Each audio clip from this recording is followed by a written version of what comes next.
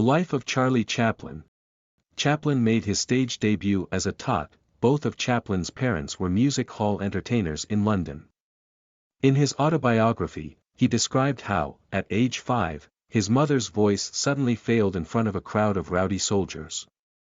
The stage manager, or possibly his father or one of his mother's lovers, then ushered him on stage as a replacement.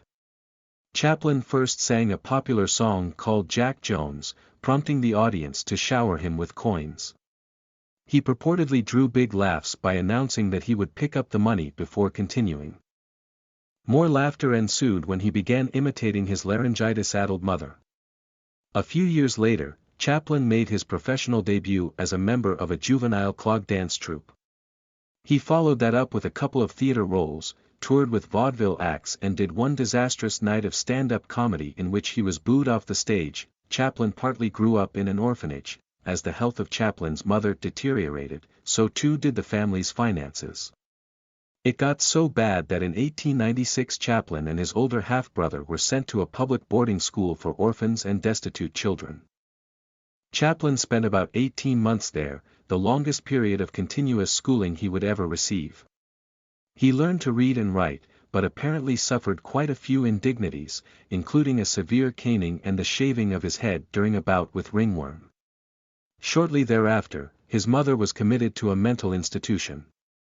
His father, meanwhile, played very little role in his upbringing and ended up dying of alcoholism at age 37.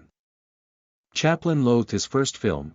During Chaplin's second vaudeville tour of the United States in 1913, Keystone Studios hired him away for $150 a week.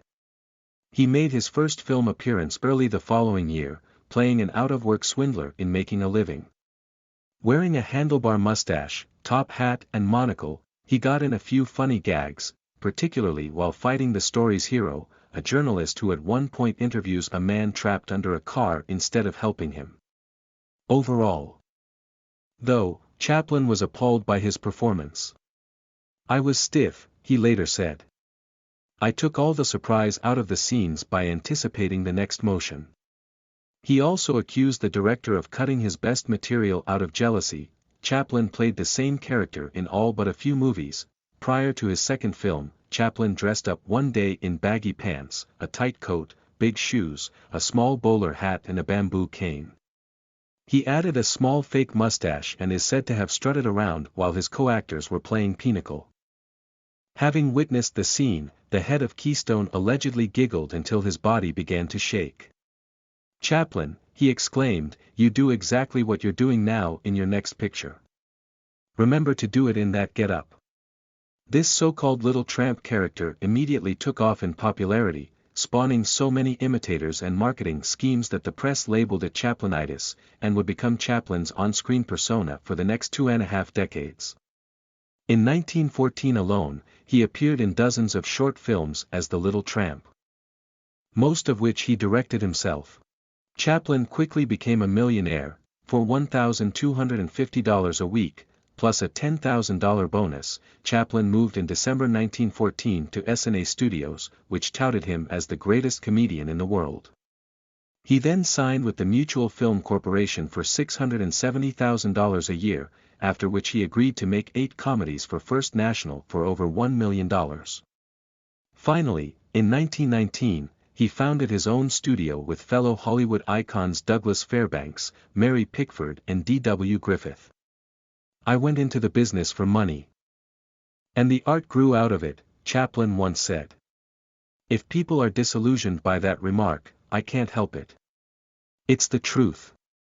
6. Chaplin resisted the arrival of talkies. Starting with The Jazz Singer in 1927, films with sound rapidly replaced their silent counterparts. Yet Chaplin hesitated to adopt the new technology, fearing it would ruin The Little Tramp. In his 2 1930s movies, City Lights and Modern Times, Chaplin included music but not dialogue, except for one scene in which he sings in nonsensical fake Italian. Finally, in 1940, he released a full-sound film, The Great Dictator, an anti-Hitler satire featuring him as a character other than the Little Tramp for the first time in almost 20 years. 7. Chaplin thrice married teenagers.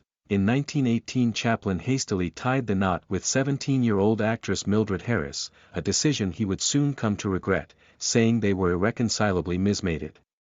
Following the divorce, he married 16-year-old Lita Gray, another actress with whom he had a bitter breakup. And in 1943, while in the middle of a high-profile paternity suit, 54-year-old Chaplin married 18-year-old Una O'Neill, to whom he had been introduced by a Hollywood agent. O'Neill's father, playwright Eugene O'Neill, was so upset by the match that he disinherited her. But unlike Chaplin's other relationships, this one would last. The two stayed together until Chaplin's death at age 88 and had 8 children. The United States essentially exiled him. Despite living in the United States for almost 40 years, Chaplin never became an American citizen. Meanwhile, due in part to Modern Times, a satire of the machine age, he gained a reputation as a communist sympathizer. During the McCarthy era, the FBI put him under surveillance, and a Mississippi congressman called for his deportation. The U.S. government then revoked his re-entry permit in 1952 as he traveled to England on vacation. Rather than returning to answer charges before a board of immigration officials, Chaplin decided to uproot his family to Switzerland. He would visit the United States only one more time, in 1972, to accept an honorary Academy Award. 9. Grave robbers made off with Chaplin's remains. Just a few months after Chaplin's death, 2 robbers stole his coffin from a Swiss cemetery and sent his wife a $600,000 ransom demand. When she refused to pay, they allegedly threatened her kids. The bungling robbers were soon caught, however, and the coffin was recovered. It was then reburied in a theft-proof concrete vault. Thanks for watching. Please like and subscribe my channel.